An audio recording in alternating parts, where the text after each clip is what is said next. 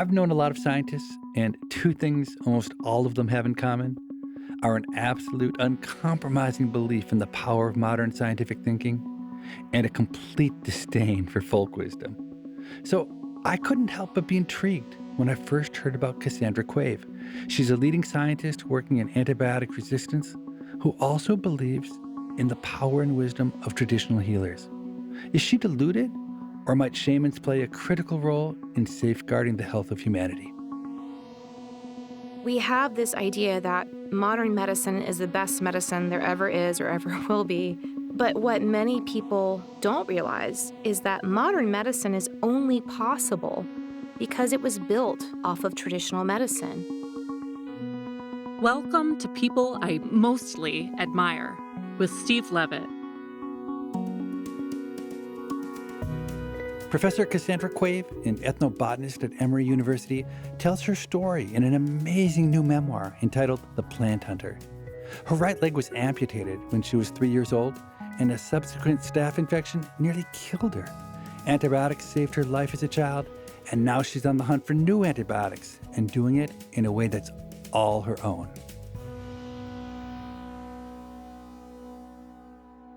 I'd love to start with the issue of antibiotic resistance. I've never really taken it very seriously until I started reading your book, The Plant Hunter. Do you have the facts about how many people die each year because of drug-resistant bugs and what the projections are for, say, the year 2050? Yeah, absolutely, Steve. There was a report that came out in 2016 by the UK government, and this report estimated that there are around 700,000 deaths each year currently due to untreatable antimicrobial resistant infections. But what was really shocking is that number is projected to reach 10 million a year by mid-century. And if you think about the horrors that we've gone through in the first year of COVID alone, where we lost 2 million lives, we're looking at 5 times that by mid-century. What really struck me as crazy is that right now there are about 10 million deaths a year from cancer worldwide. And you're talking about roughly the same amount or more deaths from antimicrobial resistance. The obvious answer to antibiotic resistance is to just keep developing a steady flow of new drugs to stay one step ahead of the bacteria. So how are we doing in that regard? Unfortunately, we're not doing very well. These are single-celled organisms that are incredibly wily. They are able to outwit a lot of our new therapies. And we experienced the boom in antibiotic discovery, especially in the 50s and 60s, following the discovery of penicillin. We haven't had a new class of antibiotic marketed that was discovered basically after the 1980s. There have been new approved antibiotics that have come to market since then, but these are what we call redo drugs. These are drugs, in many cases, that were already in the market, have lost a lot of their efficacy, and then basically chemists and microbiologists make some small modifications to those chemical blueprints of the antibiotics.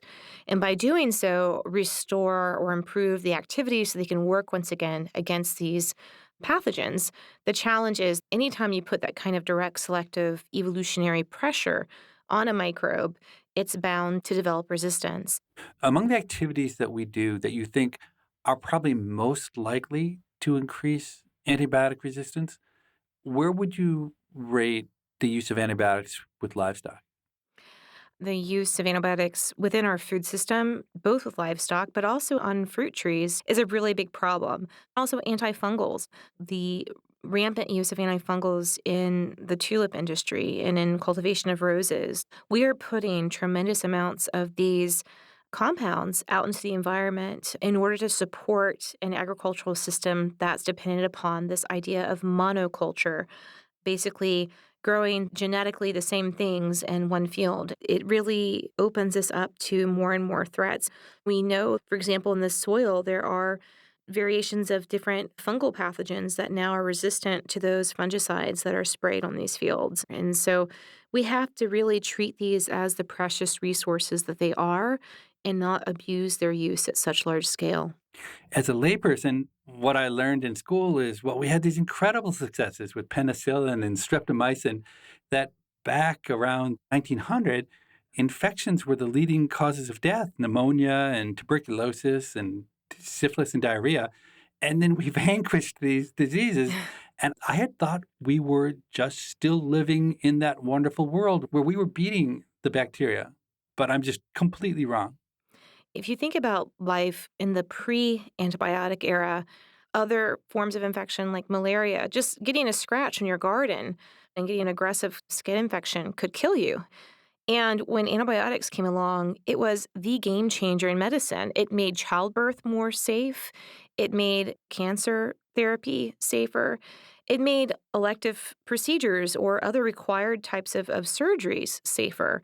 We really haven't recognized the threat as it stands because as we lose these antibiotics, as we lose drugs that can help us to fight back these infections, it's going to undermine modern medicine as we know it today.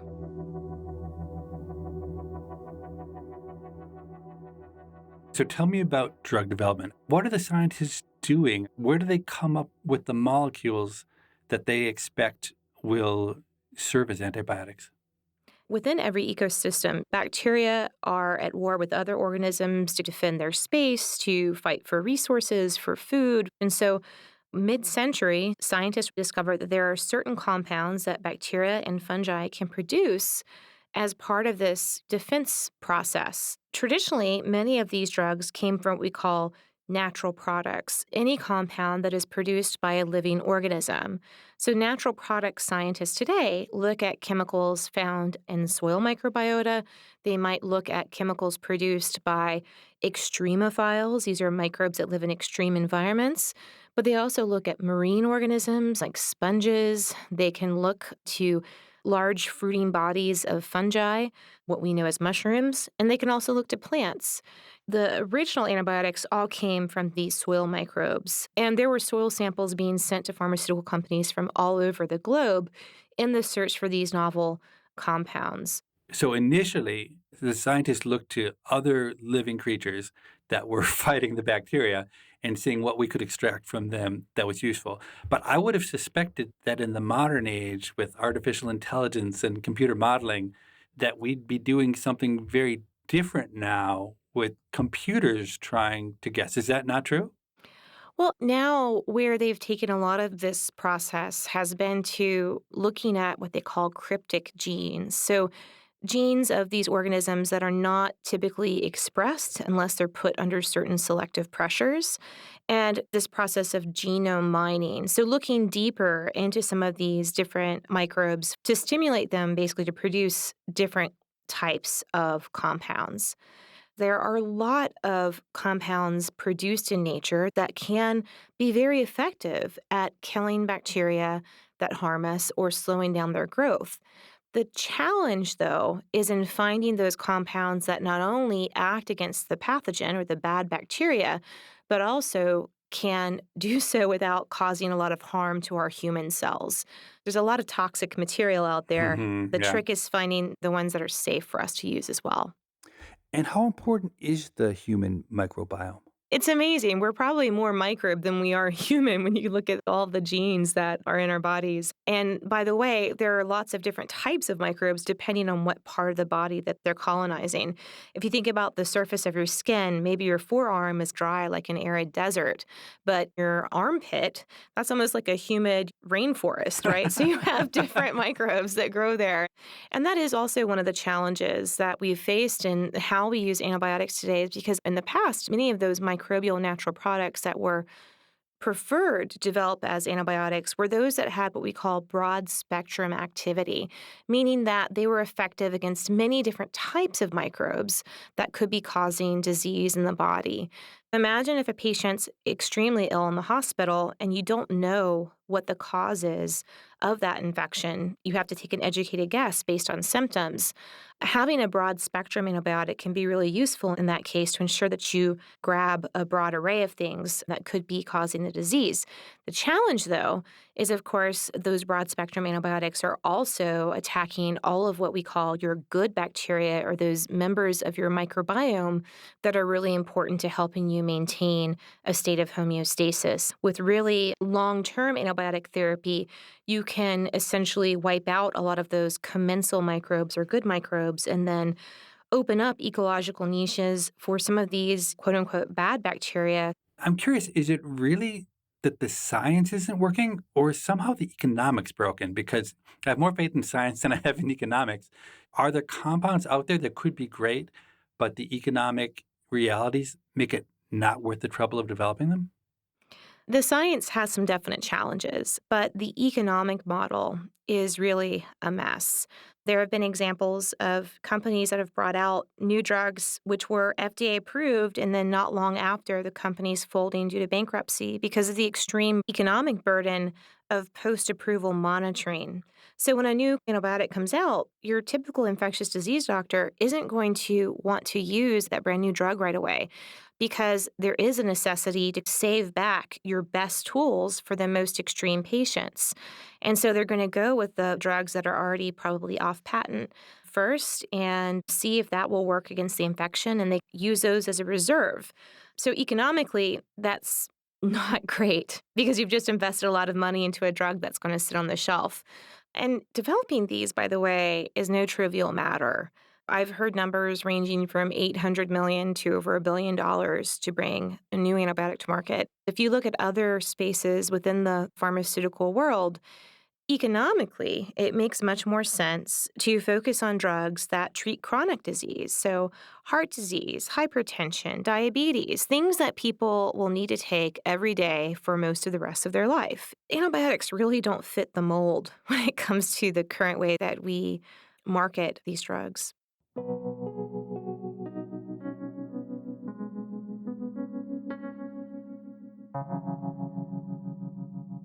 Reading your amazing book, The Plant Hunter, it seems like you've embraced a radically different vision for finding new antibiotics than most of your colleagues.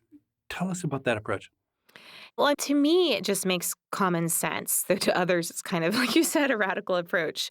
Our existing antibiotics work by either slowing down the growth of the microbes, they kind of stop their ability to replicate. And there are other antibiotics that work as bactericidal agents. So these are drugs that kill the microbes outright.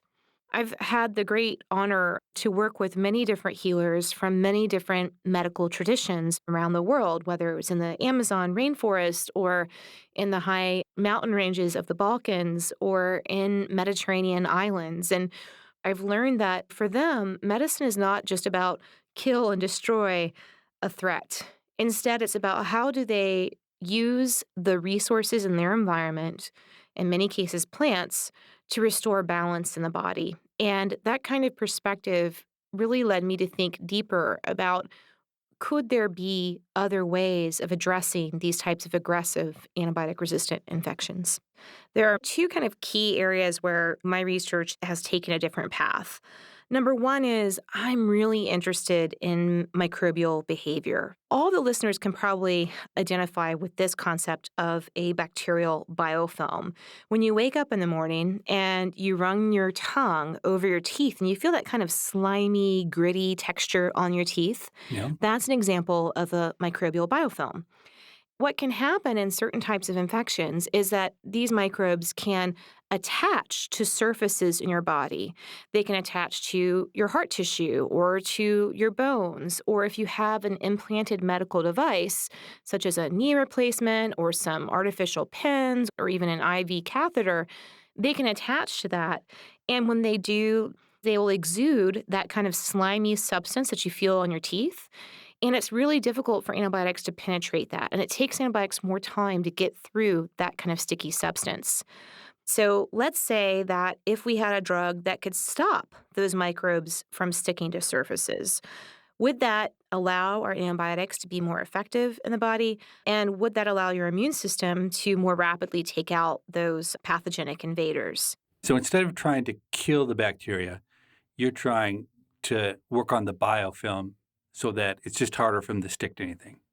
Yeah, that's one approach. If you think about it from the perspective of evolutionary fitness, can I make them less fit? Or can I also target their offensive measures? Microbes will actually communicate with each other using the release of these chemical signals. So I'll give you the example of the pathogen Staphylococcus aureus, which many people may know by its other acronym of MRSA or MRSA. So MRSA can basically release these peptides into the environment, and when you reach a certain density of those signals, all the cells recognize that as, okay, there's enough of us present. Let's ramp up production of toxins. Bacteria produce toxins not only to defend themselves from attack by the immune system, but also to access food from your body. By destroying your body's tissues, that's releasing nutrients that are important to their survival and enables them to spread more throughout the body. And so I'm interested in looking for ways to block those systems. When you're talking about going after the biofilm or going after the way in which the bacteria communicate with one another, those are novel. Those are new approaches that haven't yet been proven. Exactly. There's been a lot of great groundbreaking science in this field, really trying to develop a better understanding of these systems in labs across the world. And some of these labs, including my own, have even discovered new molecules that specifically target those systems. The challenge is there's no established regulatory pathway to get such a type of drug approved. And there are no examples of drugs that do this that are already out on the market.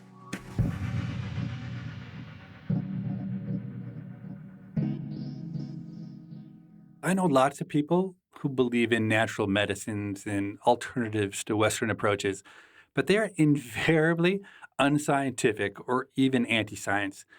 And of course, I know lots of doctors and medical researchers, and virtually all of them have complete disdain for traditional approaches, folk wisdom, and shamans.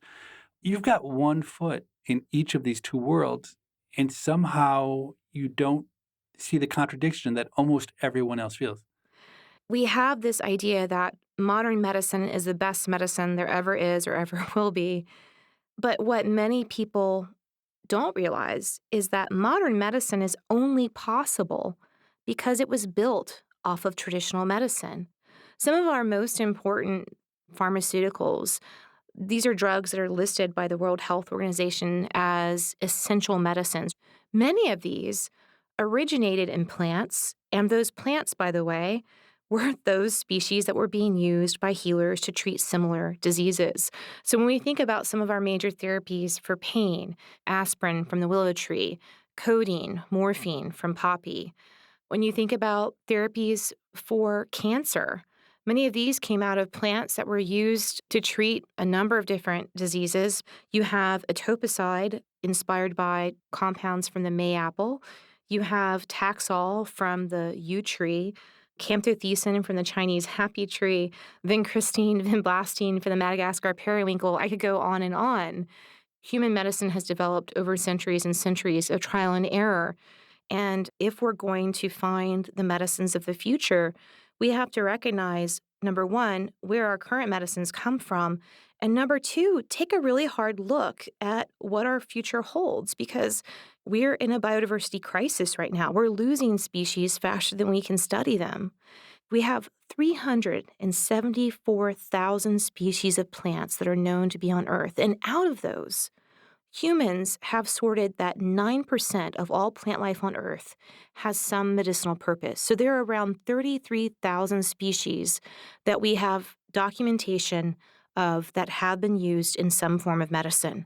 These have not been studied for the most part. I would estimate that we're still in the low hundreds of species that have been evaluated with any level of rigor. Some modern scientists and medical practitioners just don't see the value of herbs. And then you have on the other side practicing herbalists that don't recognize the need for the science. And there's also a lot of misconceptions around the power of herbs. There are some things in nature that will definitely kill you. Yeah. And then there's also this idea that some plants can cure everything. I can't tell you the number of people that come to me with questions about cannabis. And cannabis is a great plant, and it's been used by humans for a very long time, but it's not a cure-all. I think many Western scientists would say, of course, plants and herbs are a valuable resource for finding new molecules that can help humans. But you go further in that you take very seriously the role of traditional medicine and of healers. Social sciences and the natural sciences have this artificial barrier between them. We just don't know how to communicate across these different areas of science, across the humanities and into the medical sciences. Communicating that way opens up so many more creative ideas. I also really value having a very diverse team. To do the kind of work that we do, we really have to have a mix of expertise. So I have pharmacology students that are studying the mechanisms behind how these drugs work. We work with microbiologists. We have natural products chemists that can look into the details of how to read those chemical signals of nature. And then we have more on the anthropology side and folks that look at historic text and the botanist, of course. If we're going to make breakthroughs in the future in medicine, we have to be more open to these kind of multidisciplinary angles of looking at problems. Cassandra, could you go into detail about some of the traditional healers who've influenced you? One of the first healers that I worked with was Don Antonio Montero Pisco, who is an ayahuasquero shaman from the Peruvian Amazon. Don Antonio started training as a healer as an apprentice under a shaman when he was 8 years old. His entire life was dedicated to learning the wisdom that others had gained from ancestors. I met Don Antonio just after my 21st birthday, and it was my first trip to the Amazon. And I was there to work as a research intern, helping him out around his garden. But he really took me under his wing and taught me a lot about plants. Up until that point, I had been a pre-medical student in the mindset that medicine is surgery, medicine is pharmacy. Yeah. And he really taught me not only about the amazing pharmacological potential of nature, but also about how he related with his patients and how he related with the natural world when looking for ways to heal his patients. He also consumed a hallucinogenic beverage known as ayahuasca. Now, ayahuasca has this cult following. There are ayahuasca cults in cities in the US, in New York, Atlanta, and LA. Hmm. But from what I learned from Don Antonio, ayahuasca wasn't something that you gave to the patients. On occasion, he would, but more commonly, it was something that he prepared as a way of communing with the forest spirits, as a way of understanding how to diagnose the problems that his patients were suffering from, and also how to talk to the plants and find which medicines would heal the patient. Of course, this all sounds way out there, right? But this idea that people would take this in some apartment in the city Hmm. outside of its true medical context is just, for me, really a bastardization of what this formulation of plants is all about. On the other hand, I understand why people are curious about psychedelics. And as a scientist, I'm fascinated with where the science is going. It's all about putting the science first to really see what we can gain from these therapies, but also to do it with a deeper level of respect for where these medicines came from. Yeah, and it must be a race against time if you're trying to draw up the wisdom of traditional healing, because my guess is that it's all in the older generations, not written down, and that the younger generations in most places probably have very little interest in it. Yeah, I've seen that in the Amazon. I've also seen that, ironically, in Europe. When I met Zia Elena, she was in her 90s, someone I would call a master healer. She lived in an ethnic minority village known as the Arboresh. These are descendants of Albanians that fled the Ottoman invasion of the Balkans 5 centuries prior, and they speak their own language in addition to Italian. She treated people with a wide array of dermatologic conditions, different types of rashes, including bullous rashes, fluid-filled pustules on the skin. And she was using both prayer and plants in her rituals. She didn't have an apprentice, and so she urged me to record a lot of the details around these therapies. And those have been published in a journal of folklore research, but we're seeing a loss in the transmission of these oral traditions of knowledge from one generation to the next. This also is coinciding with a linguistic crisis. We're losing a lot of the variety in languages that we have across the globe. And as those languages are no longer spoken, you also lose a lot of the cultural wisdom, including medical traditions that aren't being necessarily recorded. You're listening to People I Mostly Admire with Steve Levitt and his conversation with Cassandra Quave. They'll return after this short break.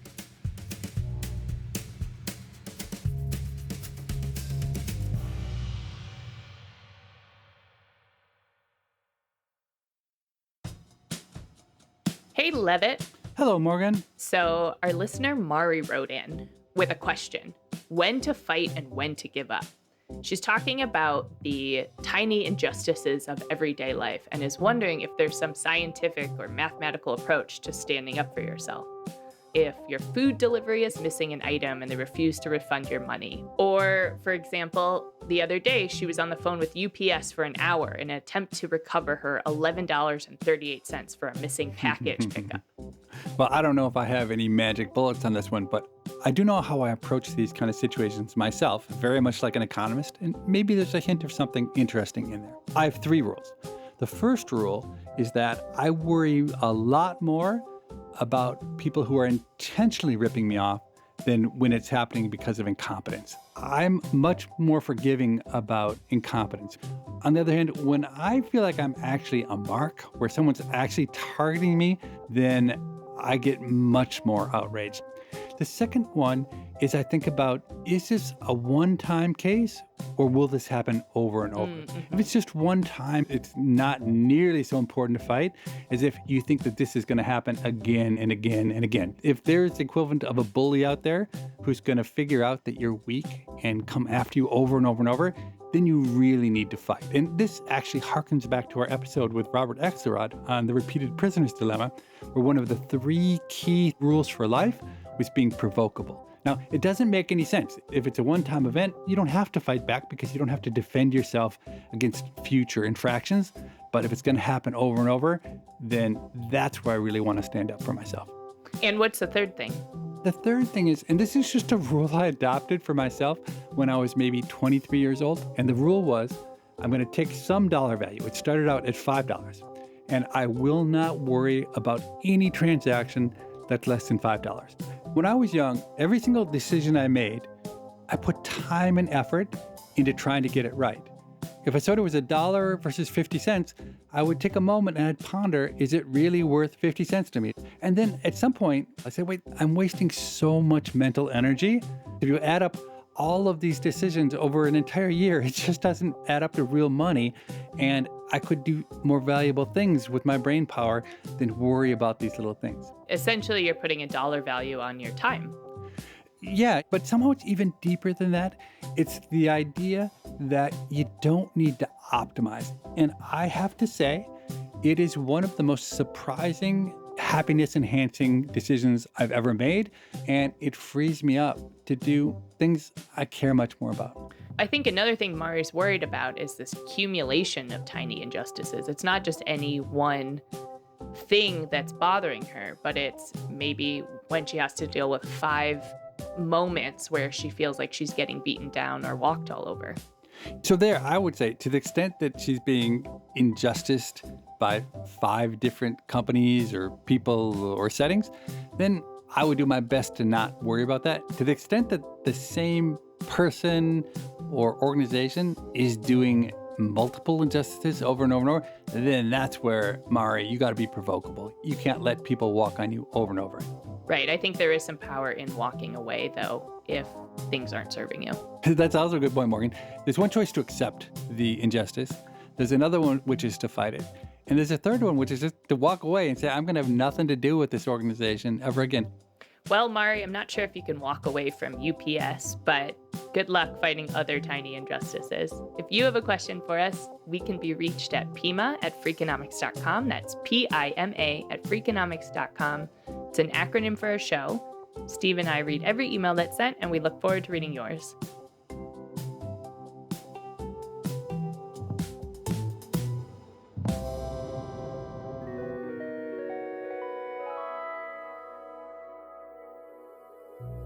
I've learned a ton from our conversation so far, but somehow I've done a really bad job of opening up Cassandra's human side, which I suspect will be fascinating. So that's where I'd like to take our conversation now. And also, all this talk about bacteria has got me wondering whether her approach might also help with viruses. maybe even COVID-19. Your early years were not easy. You were born missing some bones in your leg. That leg was amputated below the knee. You almost died of a staph infection when you were 3. How many surgeries have you undergone in your life? Oh my gosh, I've lost count. Oh my god. On average, it was usually 1 or 2 a year from the age of 3 to around 18 or 19, and then I've had, thankfully, fewer in adulthood. I had issues with bone spurs. My bone would basically grow out of my skin where my amputation had happened. I only had a very thin layer of scar tissue there because of the infection. So that really had lifelong consequences for my mobility.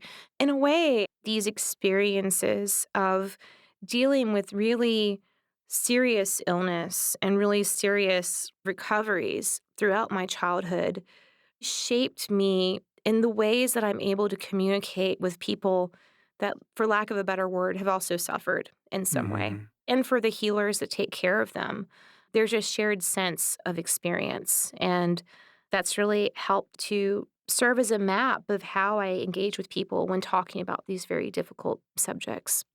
So let me just say, Cassandra, I'm so sorry that you had to face that as a child. I suspect most people's spirit would have been crushed, but somehow you've emerged on the other side. All these interactions with the medical system, did it leave you with a positive feeling towards modern medicine or a negative one? It's been both. When I was very young, I felt very much like an object. I describe it in the book as, here's the bearded lady in the circus for all the medical residents to come and talk about all of her weird abnormalities. Yeah. But I was so lucky that as I approached puberty, I was taken to a new orthopedist, Chad Price, and he was the first doctor to really engage with me as a person. He took the time to explain to me, not just to my mom or my dad, what he was going to do to my body. And just that alone made a huge difference for me. So in your book, The Plant Hunter, you describe a very different type of healing experience than a Western one when you were with Don Antonio and he noticed you were achy and moving more slowly than usual. So it was part body aches, part just like mental angst, because this was near the end of my college career and I was really torn on what I needed to do with my life. I really always thought I would go on to be a surgeon. My heroes had repaired my body and I wanted to do as they did. I also had this feeling that maybe that's not the right path for me, but I still didn't really understand what the right path was. And I'd also been suffering from phantom pains. And phantom pains are kind of like electrical shots that shoot down your limb, basically where your body's looking for the limb that's not there any longer. They can be really annoying and painful. There's no solution, right? There's nothing you can do. Yeah, it's one of those things where you can massage the legs. Some people try acupuncture, and I can go months without having them. And then all of a sudden, it'll just be like all night long. It happened to me just last week. Yeah. And so I was experiencing all of that. And he said, Tuesdays and Fridays are good days for healing. It's Friday. Why don't you meet me at the edge of the woods? And I'm like, okay. And I came to the edge of the woods where the jungle began, and he had a stool set up and a bowl with some different herbs inside of it and water. And he held in his hand this device known as the Shikapa bundle. So Shikapa, it's a kind of hand fan that's full of leaves from a grass plant. And when you shake it, it makes this amazing kind of whooshing sound. And so he had me sit down and poured this bowl of herb water on top of my head and then began whistling and singing. And then he made requests to the spirits of the forest to heal me, to make me feel better, and kept this kind of rhythmic whooshing. I'd never been to a psychologist or therapy or even massage therapy at that point. Those weren't really offered as something for me to take advantage of as a kid going through all these different surgeries. And so this was really my first experience with something other than surgery or pharmacy. Hmm. This went on for a while, and I just really felt all of a sudden very in tune with the sounds of the forest, with the monkeys that were crawling the tree above us, with the sound of the wind blowing through the leaves. the butterflies going by. It just made me very aware of my surroundings and very aware of myself. And I just felt incredibly grounded. I would almost say like a religious experience. When I returned to the US and had to make that final choice of whether or not I was going to go forward with attending medical school, I decided not to and decided to go on this completely other direction to study ethnobotany. And my parents didn't even know what that meant, but it was the right choice for me. And it's ironic that I did end up back in a medical school Yeah. as a professor, but not a practitioner.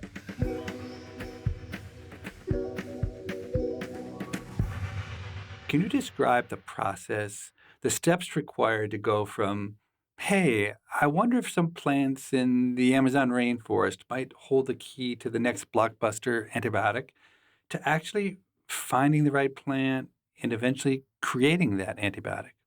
It's a long process. It starts with permits. You can't just go into another country and take plants without permits. I haven't worked on a lot of plants from the Amazon because it's been really difficult in the past to get research permits to pull species out because there's been such a history of colonial exploitation where people have taken things and then not brought back the benefits to local people. So we have to think about how to set up agreements with different partners in different countries that are under the principles of something known as the Nagoya Protocol on Access and Benefit Sharing, which is part of the UN Convention on Biological Diversity. And the basic premise there is that you get access to these materials under the terms of benefit sharing, that the people providing that access would also reap some rewards from it. But that already presumes you know what you're looking for. Like you said, there are hundreds of thousands of plant species. How do you know where to start? In my scientific talks, I will often show this map on the wall. So if you can imagine a map of the world, there are 36 areas that are shaded in brown, and these are known as the 36 hotspots of terrestrial biodiversity. Each hotspot represents a region that has at least 1,500 endemic plant species. So these are species that are only found in that part of the world. Okay.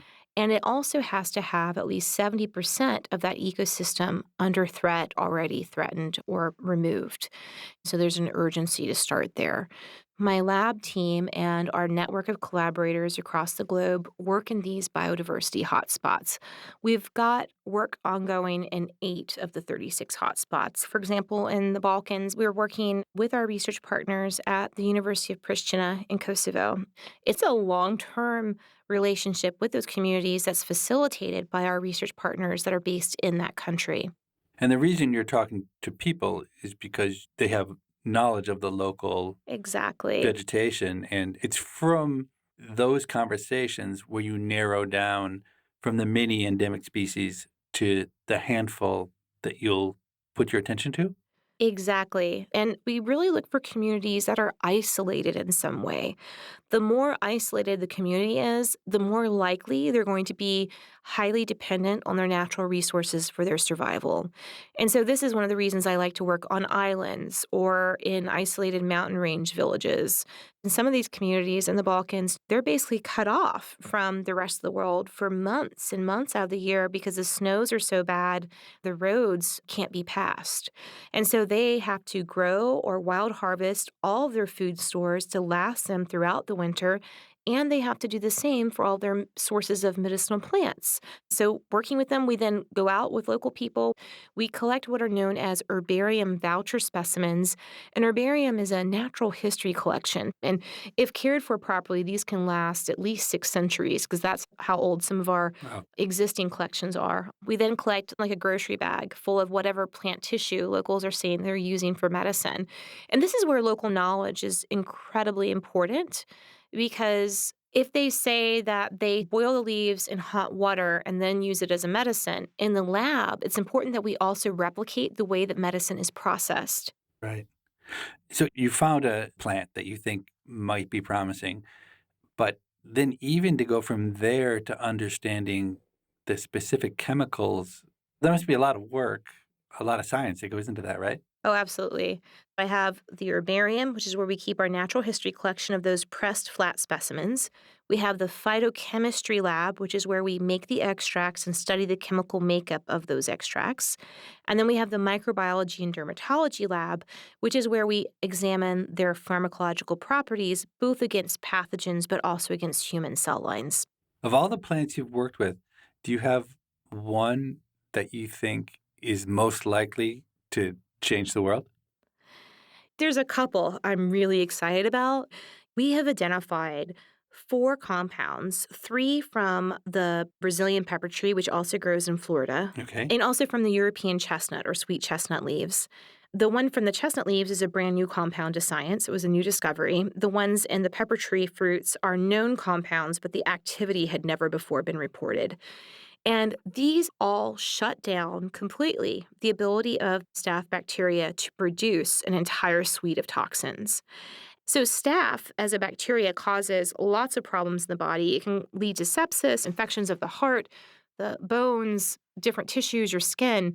And those are all very severe and aggressive diseases that rely heavily on their toxin production pathway. So, that's the long game I'm going to go after. Okay. But on the short game, where I really want to go with it, is to explore how we could use it to improve the treatment of a disease known as atopic dermatitis.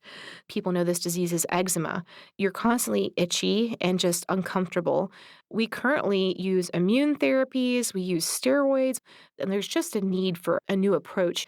And I really believe that one of these compounds could be the answer to that approach. That's great.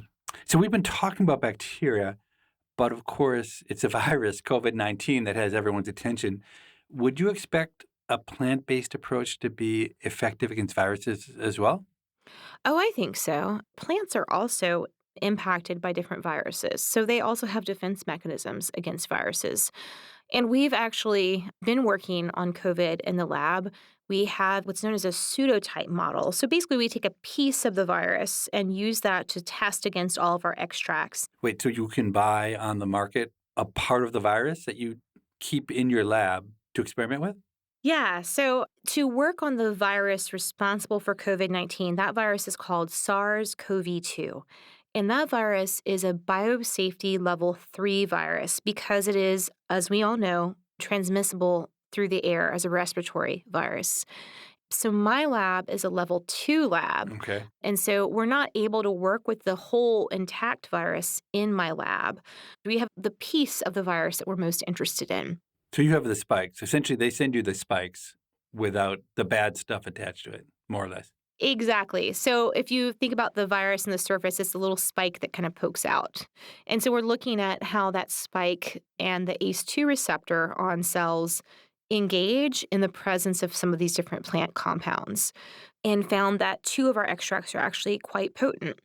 So we're getting ready to submit this paper, and I'm really looking forward to it. It's also one of those things where I've been very cautious because I know that when papers like these hit the news and it's medicinal plant works against COVID, is like I have to be really careful Yeah. to explain, this is in a test tube model. This has not yet been shown to work in animals. We don't know the safety in animals or especially in humans yet. So we're very careful in how we communicate what our findings are so that people don't just go out and start digging these plants up to use.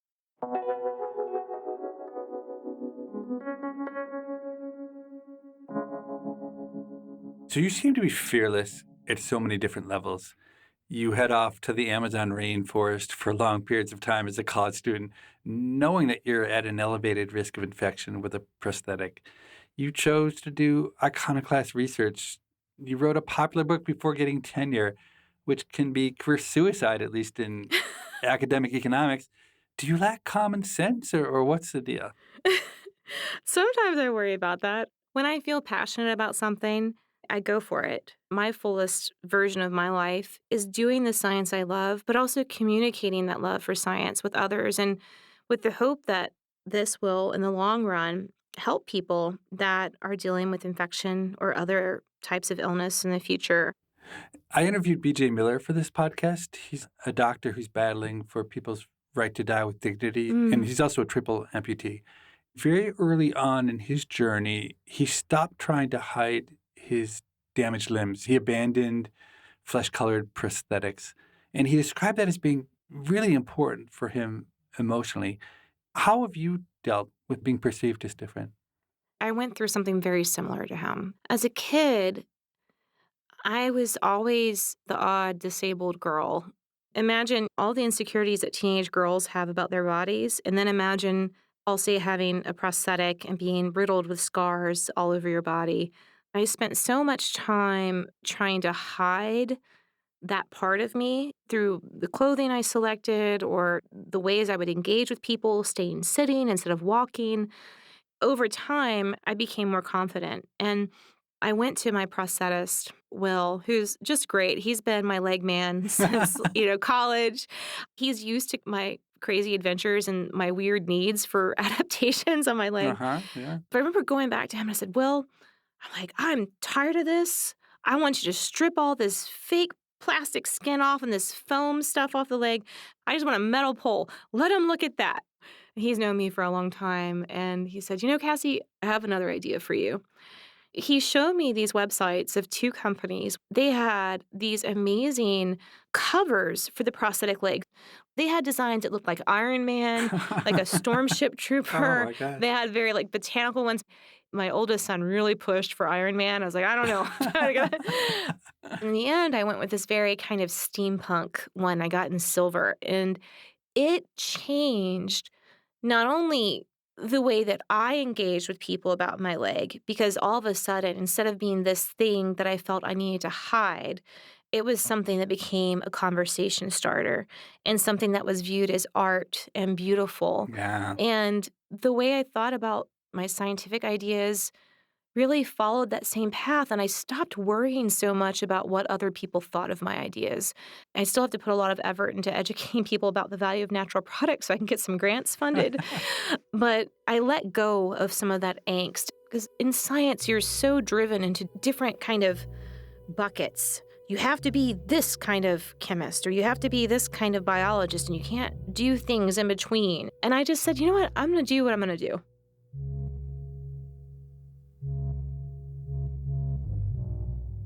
I love people who aren't afraid to be themselves, people who find the exact thing that excites them and that find a way to build a life around it. It's a risky strategy, but when it works out like it has for Cassandra, it's a beautiful thing to behold. Now, the younger version of me would have scoffed at Cassandra's approach. What could folk remedies have to offer that isn't trumped by modern medicine? But I have to say, my experiences over the last 25 years have both greatly reduced my faith in modern medicine and greatly increased my faith in more holistic approaches. Modern technology and the scientific approach, they're awesome tools, but I find that they're often wielded blindly and clumsily. The need for thoughtfulness and wisdom and compassion has never been greater. And hopefully, with a little luck, Cassandra's combination of science and wisdom just might one day save your life. Thanks for listening. We'll see you next week. People I Mostly Admire is part of the Freakonomics Radio Network, which also includes Freakonomics Radio, No Stupid Questions, and Freakonomics MD. This show is produced by Stitcher and Renbud Radio. Morgan Levy is our producer, and Jasmine Klinger is our engineer. We had help on this episode from Alina Coleman. Our staff also includes Allison Craiglow, Greg Rippin, Rebecca Lee Douglas, Zach Lipinski, Mary DeDuke, Ryan Kelly, Eleanor Osborne, Emma Terrell, Lyric Bowditch, Jacob Clementi, and Stephen Dubner. Theme music composed by Luis Guerra. To listen ad-free, subscribe to Stitcher Premium. We can be reached at pima@freakonomics.com. That's PIMA@freakonomics.com. Thanks for listening. So if someone wants to be socially responsible, they should throw their antibacterial soap in the garbage and just use regular soap. Yeah, regular soap works great.